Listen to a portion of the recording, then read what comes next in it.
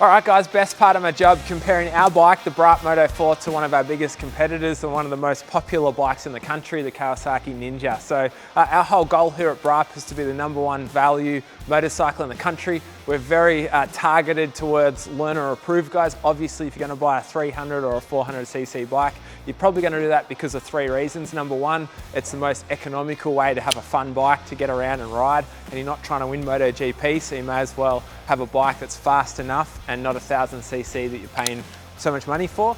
Or you're just on your restricted learners, so you can't ride a bigger bike. Or number 3, you're just looking for the most economical, bang for buck, fun way to get to work. So you're probably looking at the Brap Moto4. They look awesome. And then the Ninja300, which I love as well. It's a great bike. So definitely not here to bag out our competitors. We really respect them, but our whole goal is to be the best value. So we thought it's worth it to go and buy our competitors' bikes. I've gone through the whole used bike buying experience. I'm going to tell you about that now.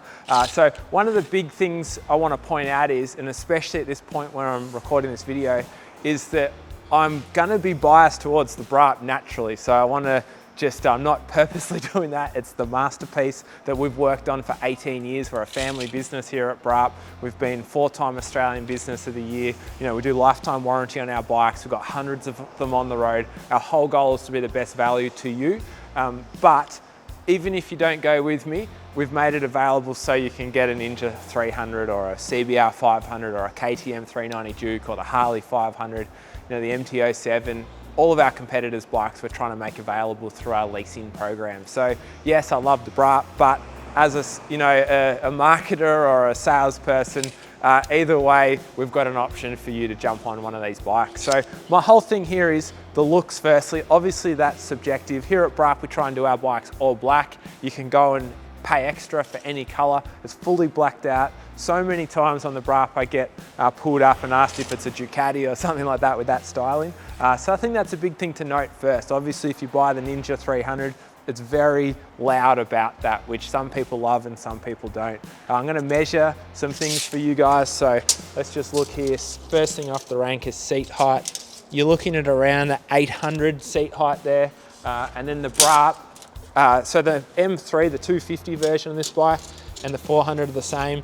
So you're looking at around the 790, 800-ish there as well. So obviously every bike's a little bit different based on how the rear shock's set up. You can soften them, that type of thing. So if you've watched a ton of my videos and the Moto4's 10, 20, 30 mil different every time, it's probably to do with the rear shock. In a minute, we're gonna start it. But the other thing I like to talk about is the relationship between the handlebars, the foot pegs and the seat. You've probably heard about that if you've watched our other videos. Right here, we're talking around 900 handlebar height. And on the Ninja 300 here, you're talking around the sort of 900 as well. So both a pretty relaxed feel. If you've watched the video where we compare the KTM 390, you would have heard me talk about how aggressive that is. There's gonna be a lot of pressure on your wrists. Something to think about if you're getting old like me. And the next thing I want to talk about is the difference between the foot pegs and the handlebars. So you're looking at around 890 there. Just an interesting stat that I like to look at when talking about bikes. You're looking at a very similar number there, so about 880 as well. So when you sit on the bike, what you're going to notice with the Brap is you're in the center of the bike. So you're quite relaxed. That's our goal, is it looks sporty, but if you sit here, knees are relaxed, you're not a huge amount of pressure on your wrists. All your pressure's on your feet, your butt, your legs, and your wrists and hands are free to do whatever. That's a really relaxed, great position for a recreational bike. If you're gonna go win MotoGP, yes, you'd be down way further, but that's not awesome for riding to work or riding to get coffee on Saturday. So let's see what it's like with the Ninja 300. Dude, this one's got a bent lever, so old mate has thrown it down the road. I actually bought this one off Nikki, so shout out to Nikki. And she's got it scratched on the right-hand side here, bent lever. And we've got a scratch on the left too. So Nikki was awesome. We love seeing new people get into the sport, and definitely not bagging out learners that have thrown their bike down the road. We see it from time to time, but it is actually a point to talk about. When you're buying a used bike, you're buying a bike that, our whole thing was we knew we couldn't go get a brand new Ninja 300 and compare to our bike, because you're so much more expensive. So we had to go buy a bike that's 5, 6, 7 years old. We've got a few of them here in the workshop to compare on price. So I went and went through the whole used bike buying experience. So, you know, people on Gumtree, Facebook, all this stuff. And it's really hard to buy used bikes. The amount of people that didn't, you know, said I'd turn up at X time and they weren't there, that type of thing, it's a pain in the backside. Then you have to go get a roadworthy. So I'm gonna have to fix this lever before I get roadworthy. Gonna have to check the tires. This one does have a standard exhaust, but if you're buying a used bike, it's something to really consider to make sure you've got the standard exhaust on, because most places won't pass it under roadworthy with the aftermarket exhaust. But I'm gonna say this feels pretty relaxed as well. It definitely isn't as aggressive as the KTM we just spoke about on another video. Super relaxed, but it does feel small. So our bike, although the seat height's low, it's good if you're a shorter person or not a super strong person. The seat height's low, but the bike lengthwise on the Moto4 is longer, so it feels like a more solid bike on the highway. That was our goal when designing it. Where the Ninja300, you know you're not on the Ninja 600, you know what I mean? It feels like a 300, so a bit narrower bars, so just something to consider there. These guys definitely have like their progression. They want you on the Ninja300 while you're on your learners, then they want you to get the Ninja 600 and whatever else their next bike is after that. So it's something to really consider. Let's talk about things like rear wheels. I'm gonna just look at width here. Yeah, I think we've got it touched. Yeah, so we're running a fatter tire on the Moto4. I think that's cool. That's something really important to me. I think it looks awesome to have a bit fatter tire. We should make sure these things go. Let's just do wheelbase and then we'll start them up in the workshop here and see what they sound like. So wheelbase, I'm doing it super rough here. So it's kind of bottom of the tire to bottom here, about 1500.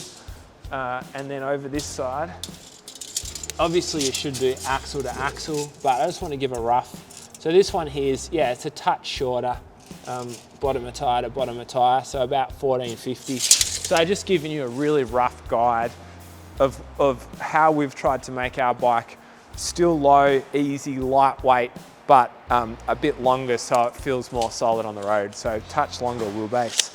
Let's just check the Kawasaki. We're running here at Brap, we're running parallel twin. So let's just check that out. Yeah, so I'm just gonna check the specs on this one. So I'm gonna look for the VIN plate here, the compliance plate, so I can tell you what model we got here. Just thought I may as well do this while we're sitting here on record. One thing to note is that these are built in the Thailand manufacturing facility for Kawasaki. So that's something a lot of people don't consider. They always think that there's just one Kawasaki production plant or, you know, KTM or Honda production plant. Yeah, so compliance plate, this is a 1212 model. So built in December 2012. We're gonna say a 2013 model. So you're talking a bike that's 10 years old versus a bike that's brand new. There's nothing like new bike day. So that's just something to really consider, especially if you need to get spare parts. The Brap spare parts, generally we try to make them way more affordable than our competitors. I just had to buy a lever for this. I'm going to have to buy a lever for this, and it'll cost me around double what the Brap one would cost. So yeah, just something interesting to note there. Let's just go back to the specs because I haven't finished telling you about the engine here. So 2013 model it would be marketed as if it was built in December 2012. Ninja 300. Where are we? Specs. So these are a 296cc. With the Brap 400, that's a 367cc. And what do we say the KTM was? About a 370, I think it was. 370 something, I think. So interesting. What else we got here on specs? I'm just on Redbook looking at specs.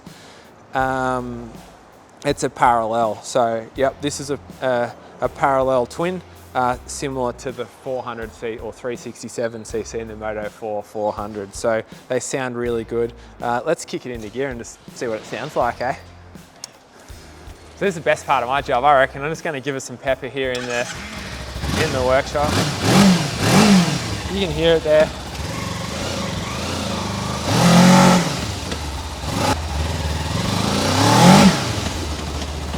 The goal there was just to give you a hear of, hopefully you can hear what the thing sounds like. Let's start up the Brap Moto4. Oh, nothing like new bike day. Let's flick this thing on and see what it sounds like. Don't need the cover there.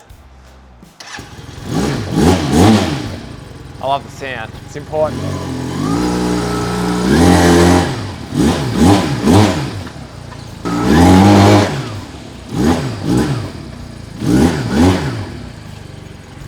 So there you have it, just giving you a bit of a sound test. I think this thing sounds awesome. That's got the restrictor in it still. But really what I'm trying to say is that our whole goal here at Brap, we've been doing this since 2005, is to build the best value bike in the country. We've got hundreds of these things on the road. You've probably seen the really low weekly payment plans, or the new thing that we've been talking about is leasing. And if you lease one of our bikes, you can choose from any of our fleet. So you could lease a Brap, try out the Ninja, try out the KTM, try out the Honda 500, you've got a Harley 500, you know, try out the fleet. There's options there. It's worth talking to your dealer or your sales team online about that. So our whole goal here is to make the experience awesome, whether you're a learner and new to the sport, or about 50% of our customers are guys who have other bikes but choose to ride these because they're the most economical, fun. It's a good recreation bike and keep your, you know, $15,000 1000cc bike in the shed day to day. So interesting whether you're new to the sport or an old time rider who's choosing to come across and ride one of this type of bike. We love helping. There's heaps of options and upgrades. Our lifetime warranty system is awesome. We've been doing it for like a decade now. So anything that you have as a question or a concern, talk to us about, because I guarantee over the last 18 years we would have heard of it, and we'd love to help you. So talk to our team. There's a great Facebook group where we can chat as well. Our whole goal, we're a family business, have a great team of staff here who all are passionate about seeing you ride and have fun riding whatever motorcycle you choose to get. And otherwise, jump on braapmotorcycles.com, and we appreciate you watching this far. Talk soon. Brap.